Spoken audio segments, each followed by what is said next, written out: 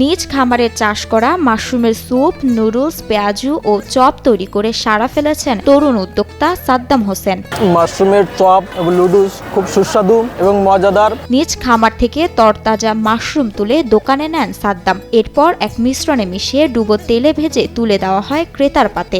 মাশরুমের chop এবং মাশরুমের noodles বিক্রি হয় সাদ্দাম ভাইয়ের এই দোকানে। আমরা দূর দূরান্ত থেকে প্রতিদিন সন্ধ্যায় শুধুমাত্র মাশরুমের চপ বা নুডলস খাওয়ার জন্য এখানে আসি। তরুণ উদ্যোক্তা সাদ্দাম হোসেন গত 2 মাস আগে সাতক্ষীরা সদর উপজেলার কাটিয়া টাউন বাজার ও পার্কুকরালির কাঠতলা এলাকায় বসিয়েছেন দুটি মাশরুমের ফুড কার্টের দোকান। সেখানে বিকেল থেকে রাত 11টা পর্যন্ত মেলে মাশরুম দিয়ে তৈরি স্যুপ, নুডলস, পেঁয়াজু ও চপ। লোকমুখে শুনলাম যে এইখানে নাকি সাতক্ষীরায় অনেক সুস্বাদু মানের মাশরুমের চপ পাওয়া যায়। সেই প্রথম খেলাম, আসলে অসাধারণ একটা টেস্ট পেলাম এখানে।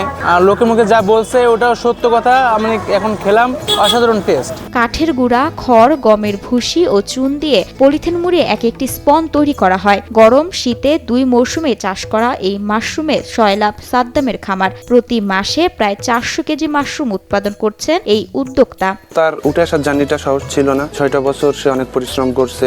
অনেকদিন পরে এসে এখন তার সফলতা আসতেছে। দিনকে দিন জনপ্রিয় হয়ে ওঠায় প্রতিদিন দূর দূরান্ত থেকে মানুষ আসে তার দোকানের মুচমুচে ভাজা গরম চপ ও পেঁয়াজু খেতে।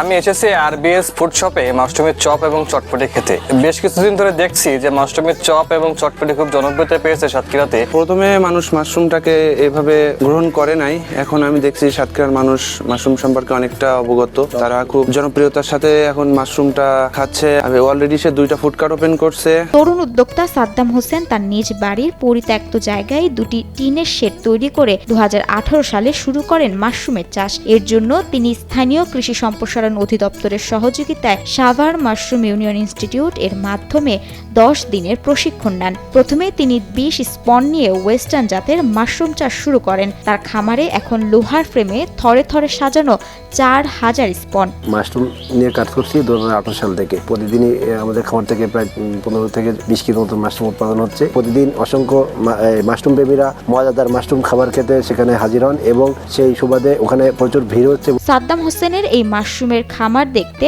হরহামেশাই ভিড় জমান উৎসুক জনতা। অনেক দূর থেকে এসেছি একটা খবর পেয়ে যে সাদ্দাম ভাই একটা মাশরুমের প্রজেক্ট করছে। মাশরুমটা আসলে মাশরুম থেকে অনেক ধরনের ফুড আইটেমস তৈরি হয়, স্যুপ হয়, চপ হয়। তো এগুলো দেখে আমি খুব দেখতে আসছি। আমি নিজে একটি প্রজেক্ট করব বাসায়, এর জন্য আর কি এটা দেখতে আসছি। মাশরুম চাষের বিস্তৃতি বাড়াতে ও উদ্বুদ্ধ করতে কাজ করছে স্থানীয় কৃষি বিভাগ।